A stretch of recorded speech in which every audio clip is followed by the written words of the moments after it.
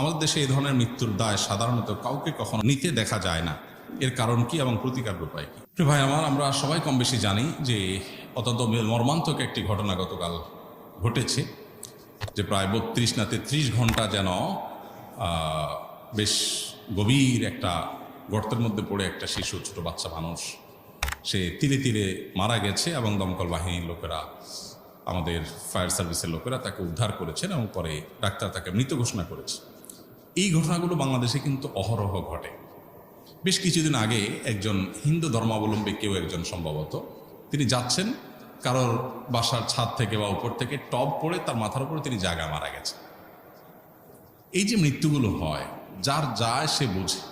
এই যে বাচ্চাটা গেল, তার বাবা মার কাছে কেমন লাগছে, তারা কতটা কষ্টের মধ্যে 32 ঘন্টা পার করেছেন। বাচ্চা সম্ভবত 120 ফুট বা আরো গভীর কোনো গর্ত, এই গর্তের মধ্যে পড়ে আছে এবং তিলে তিলে মারা যাচ্ছে।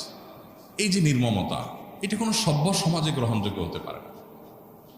ইসলাম বলে, প্রচলিত আইন বা মানুষের কমন সেন্সও বলে, মানুষের এই ধরনের মৃত্যুর দায় কাউকে না কাউকে নিতে হয়।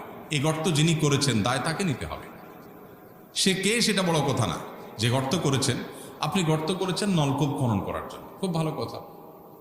এই গর্ত খনন করার পর পানি উঠে নেয়, আপনি আরেক জায়গায় করেছেন, তাহলে এখানে যে এত বড় গর্ত করেছেন, এই গর্তে একটা মানুষ তো পড়তে পারে, দুর্ঘটনা হতে পারে, তাহলে গর্ত পূরণ করা তো আপনার দায়িত্ব। আপনি যে পূরণ করলেন না, তাহলে সেক্ষেত্রে এক্ষেত্রে যে দুর্ঘটনা ঘটতে পারে সেটা দায় কার? তার। গর্তটা আপনি খুঁড়েছেন এবং শরীয়তের দৃষ্টিতে কতলের কয়েকটা